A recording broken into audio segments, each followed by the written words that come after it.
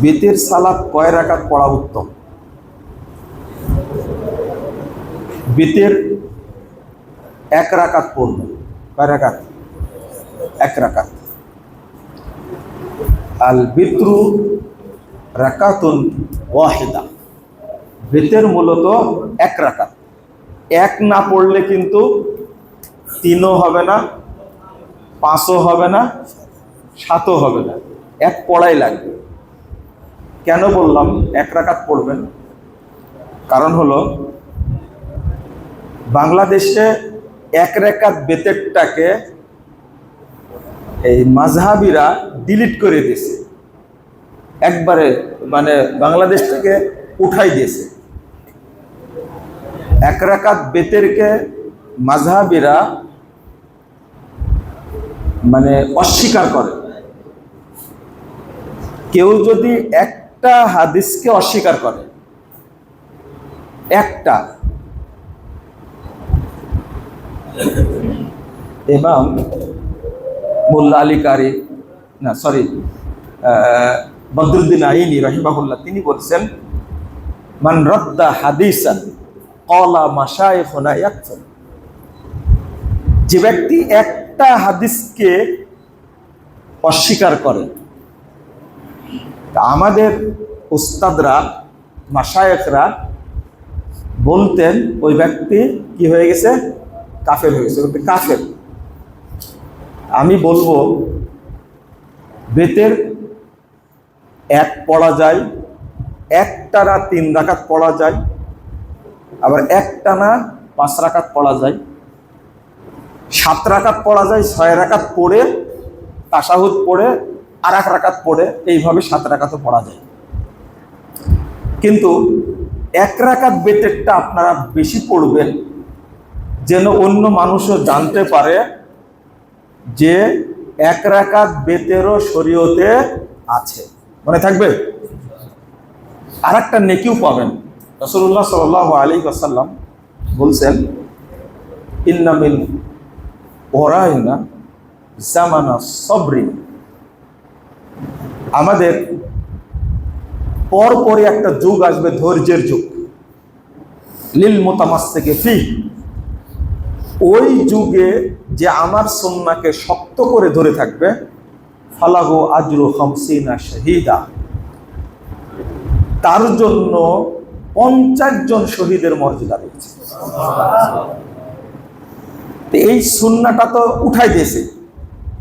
এখন আমি এই সুন্নাহকে আঁকড়ে ধরে থাকব, এই সুন্নাহকে সমাজে প্রতিষ্ঠিত করব, সমাজকে জানাবো। এই জন্য যদি আপনি এই আমলটা করেন, আল্লাহ আপনাকে 50 জন শহীদের মর্যাদা দেন ইনশাআল্লাহ। কিভাবে পড়বেন? 1 রাকাত 3 রাকাত যেভাবে পড়েন না স্বাভাবিক। আপনি হাত বেঁধে প্রথমে সানা পড়লেন, তারপরে সূরা ফাতিহা পড়লেন, এরপরে সূরা ইখলাস পড়লেন, এরপরে আপনি ইখলাস পড়া যখন শেষ হয়ে গেছে তখন এমনি হাত তুলবেন।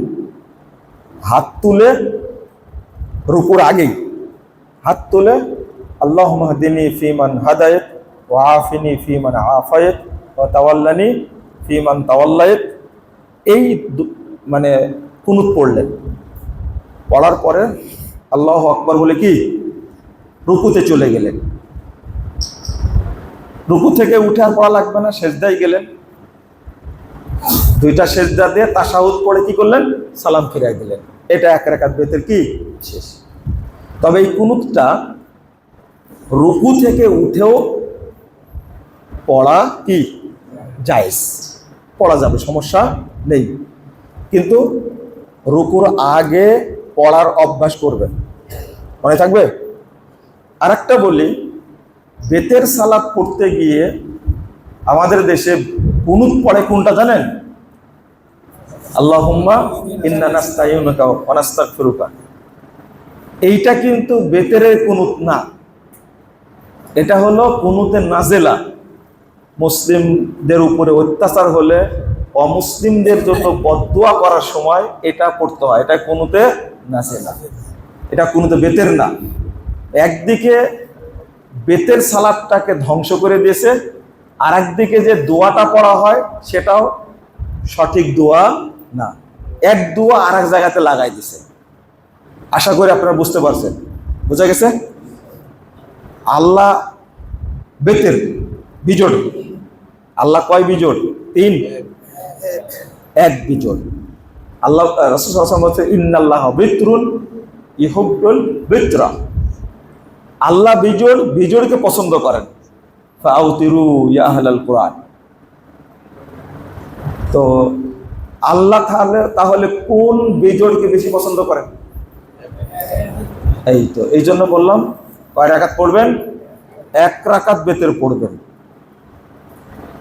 আরেকটা বলে দিই এখানে, 3 রাকাত বেতের পড়ার 2টা নিয়ম।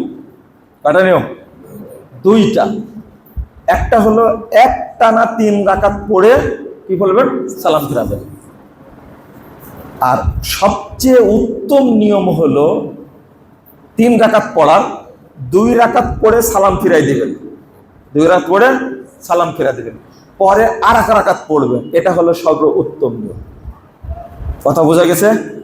যেমন যারা উমরাতে গেছেন রমাজানে, সেখানে কিন্তু এইভাবে পড়ে, 2 রাকাত আলাদা করে পড়ে নেয়, সালাম ফিরে নাই, পরে আর 1 রাকাত পড়ে। দেখছেন এটা? এটাও কিন্তু সহিহ বুখারীর হাদিস। তাহলে 3 রাকাত বেতের পড়ার নিয়ম কয়টা? 2টা। একটা পড়বেন কি একটানা 3 রাকাত পড়ে সালাম ফিরাই দেবেন, মাঝখানে তাশাহুদ নেই। আর 2 নম্বর হলো 2 রাকাত পড়ে সালাম ফিরা দেবেন, দিয়ে আর 1 রাকাত পড়বেন। এটা হলো উত্তম নিয়ম, মনে থাকবে। আর যেটা চালু আছে 3 রাকাত, 2 রাকাত পড়ে তাশাহুদ পড়ে আর 1 রাকাত পড়া মাগরিবের মতো, এই হাদিস সঠিক না, এইভাবে বেতের পড়া যাবে না। মনে থাকবে? জাযাকুমুল্লাহ খাইরান।